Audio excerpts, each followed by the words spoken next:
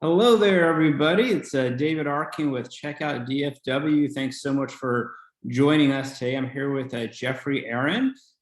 He's one of the top producers for Allie Beth Allman, and we're going to be talking with him today about the Texas real estate market and how hot it is and can it stay that hot. So we're excited to have Jeffrey on today. I want to just take a second to explain a little bit about how this video interview works.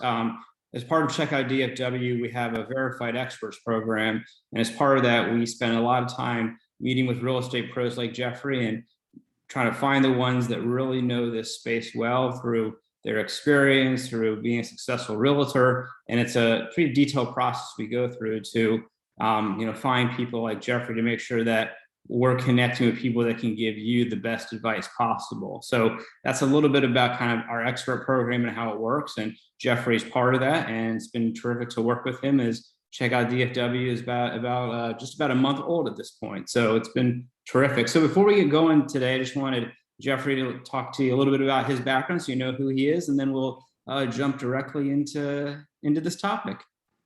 Thanks, David. I'm really happy to be part of Checkout DFW.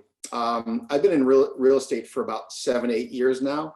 Originally, I have a business degree from Columbia Business School. I worked on Wall Street for 20 years, trading stocks, options, commodities, and I love real estate. And I love the financing and the negotiation and working with clients. So I'm really glad to be here as part of this program with you. That's awesome. Well, we're glad to have you. So let's jump into this topic. It's probably the thing that I'm guessing you get asked about the most. It seems like the thing that everybody's talking about is, the market was so hot and it's been so hot, and can it stay that hot? So that's really the topic to get into. So I think maybe just to kind of set the table a little bit, tell us a little bit about from in DFW, what has the market been like, in the last year or so? Well, I guess even going back before the past year, this has been something that's been building for many years. Just the business environment here in Texas, and the taxes and the cost of living. These have been drawing people for years. I think since the pandemic, it's been on steroids. There's been locally, there's been a movement from downtown into the suburbs. Now that people are working remotely, we're seeing people from all over the country, and particularly from the high tax states, California, New York, Chicago, Illinois, and even some other states. So we're seeing that now just amped up, and it's something we're going to be seeing going forward, I think, for a long time now. Okay, all right. So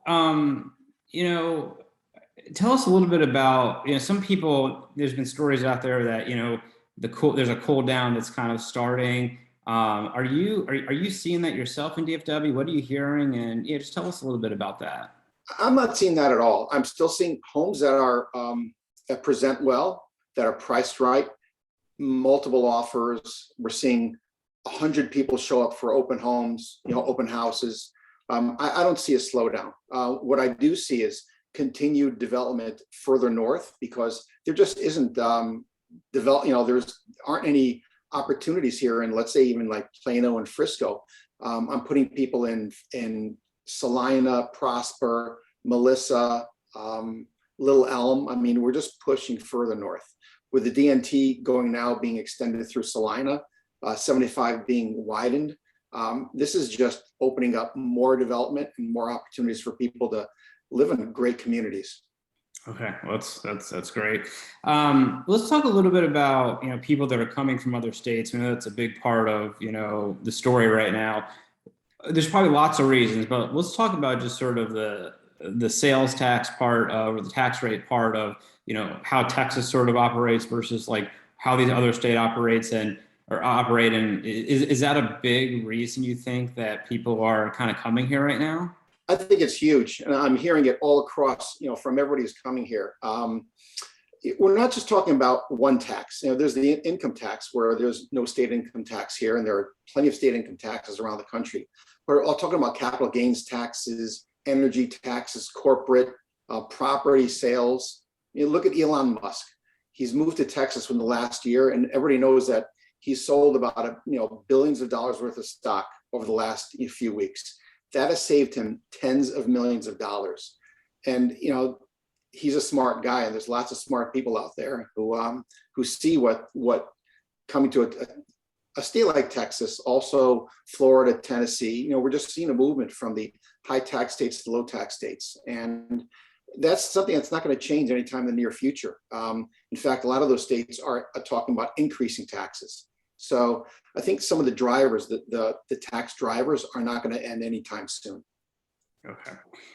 So when you talk with people that are kind of moving here from out of state, is it primarily relocation that's sort of like driving people that are kind of coming here from, their companies are moving, or is it a mix of that and like retirees just wanting to come to Texas? Like, what's outside of the sort of the financial part of it? Is there like a lifestyle part of it that sort of is driving, or is it more sort of about people's jobs getting, moved here?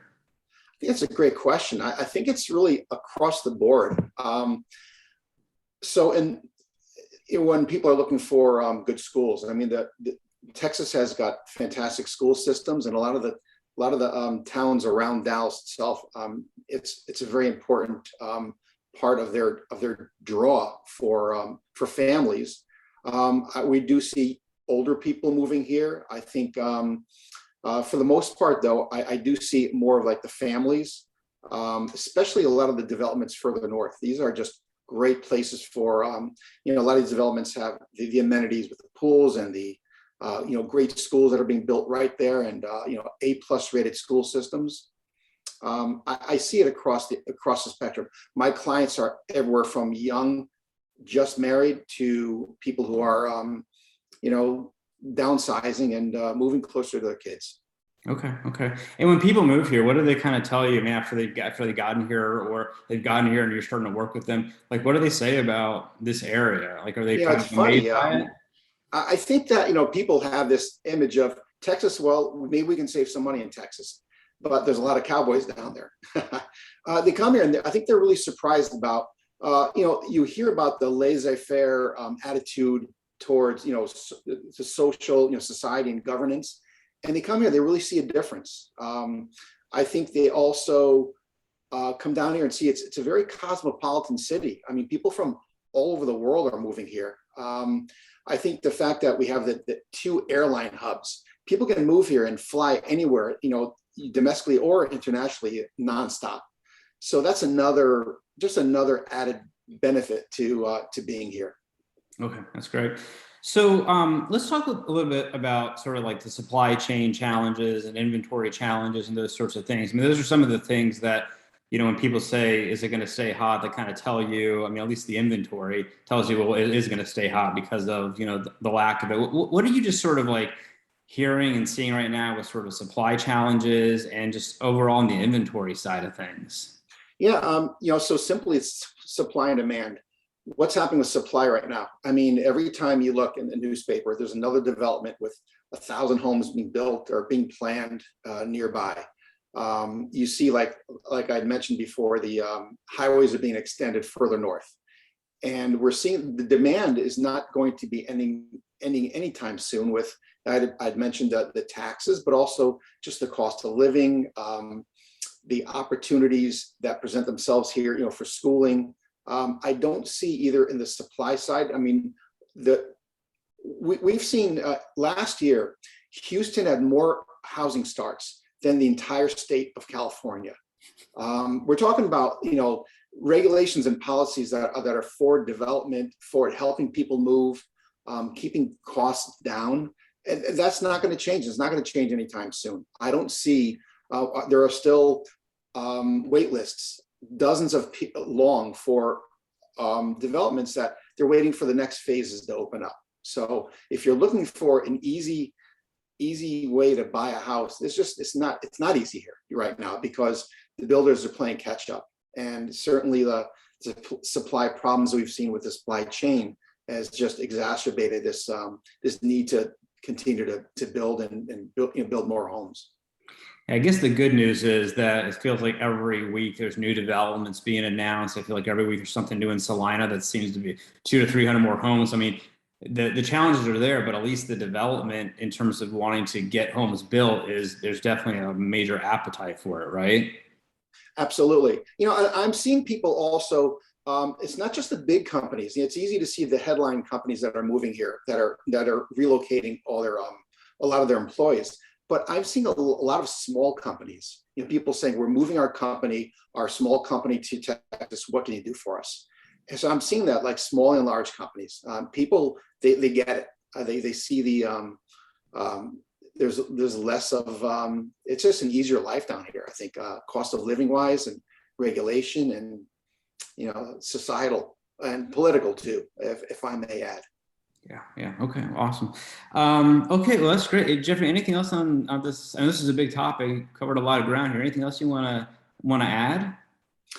Well, I would say that with all that we've seen this past year with COVID and the movement around that, I think there's, even once we're past that, this is going to continue for years ahead. The drivers of a lot of this movement to Texas and to the South is something that is going to be helped by the policies that are still being pursued in those high tax states. So we look forward to many years of growth and development here in Texas, particularly North Dallas. Yeah, absolutely.